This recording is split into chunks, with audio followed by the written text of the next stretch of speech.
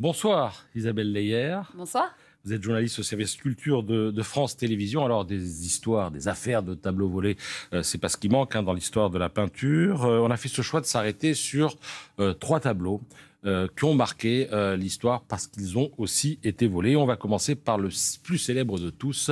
Et le plus célèbre de tous, c'est la Joconde de Léonard de Vinci. Oui, alors l'histoire, elle est marrante, évidemment. On est le lundi 21 août 1911, au musée du Louvre, donc. Ce jour-là, le musée est fermé au public, mais il est ouvert aux personnes qui y travaillent. Et en fin de journée, on s'aperçoit que la Joconde a disparu. Alors là, évidemment, c'est le drame. Le lendemain, la presse se déchaîne. On cherche la Joconde partout dans le musée, partout dans Paris.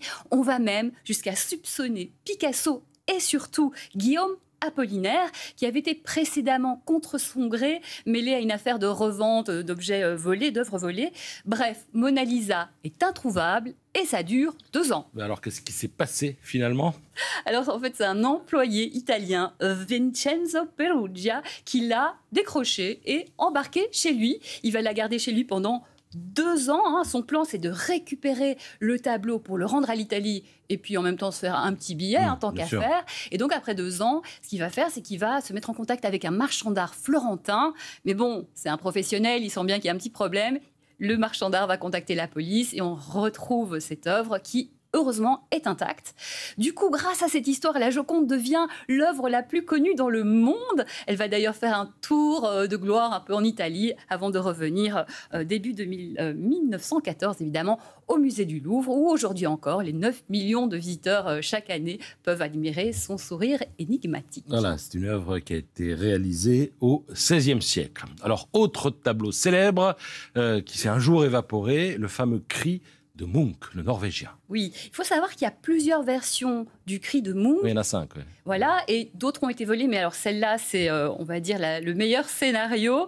Elle a été volée à la National Gallery d'Oslo. Ce qui se passe, c'est que le 12 février 1994, c'est ce jour même où c'est l'ouverture des Jeux Olympiques d'hiver de Lillehammer. Autant vous dire que... On est préoccupé par autre chose. On est préoccupé par autre chose. Le monde entier a les yeux sur cette cérémonie d'ouverture. La sécurité aussi. C'est comme ça que 2 hommes, au petit matin, entrent tranquillou dans le musée, décrochent le Cri et puis s'en vont, retournent chez eux.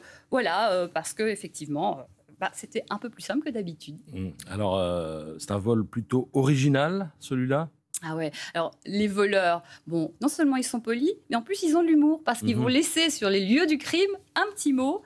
Merci pour la mauvaise sécurité. Voilà, alors c'est le choc dans le monde entier. Le Cri est vraiment très célèbre déjà à cette époque. La police norvégienne et internationale ne le trouve pas. Là, ça dure 3 mois. 3 mois plus tard, en mai 1994, l'œuvre, elle est retrouvée dans un hôtel de la petite ville balnéaire d'Åsgårdstrand où, ironie du sort, le peintre Munch, décédé 50 ans plus tôt, avait lui-même acheté une maison. Voilà, aujourd'hui, elle est retournée au Bercail, National Gallery d'Oslo, donc en Norvège, si vous voulez aller la voir. Alors, je rappelle aussi que le Cri a été vendu il y a quelques années chez Sotheby's à New York pour 120 millions de dollars. Voilà. 3e tableau, alors là, c'est un Rembrandt, le portrait de Jacob de Gane. Oui, alors ça aussi, ça vaut des points. Le portrait a été volé 4 fois, c'est quand même beaucoup, à tel point qu'on l'a surnommé le Takeaway Rembrandt, le Rembrandt à emporter, donc c'est très drôle. Le tableau, il a été peint vers 1632. À l'époque, Rembrandt, il est très en vue à Amsterdam. Tout le monde, surtout les gens un peu importants, veulent leur portrait par Rembrandt, comme ce célèbre monsieur, un savant et graveur, Jacob de Gane III, qui est donc ce portrait qui a été volé 4 fois. Alors, 4 fois, ça fait quand même beaucoup. Il y a une raison à ça, c'est qu'il est tout petit, ce tableau. Voilà, il est petit. Il fait 29 sur 24 cm, on va dire une grande feuille à 4. Et ce qui est marrant, c'est que les 4 vols qui ont été perpétrés entre 1966 et 1983, c'est un peu chaque fois la même mécanique. Les voleurs attendent que la sécurité soit un peu moins forte. Hop, ils le décrochent, ils l'embarquent sous le manteau et c'est réglé. Mais le plus intriguant, c'est aussi comment cette œuvre à chaque fois a été retrouvée. Un peu n'importe où. N'importe où. Oui. On ne comprend pas. Dans un compartiment à bagages de train, sous un banc, dans une consigne. Par qui? Pourquoi?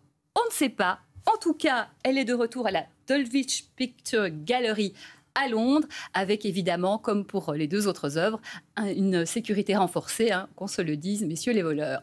Merci Isabelle Leillard. Et je précise que voler 4 fois, du coup, ce tableau figure désormais dans le livre des records pour cet exploit précisément. Bonsoir, l'info continue sur France Info TV. Merci Isabelle.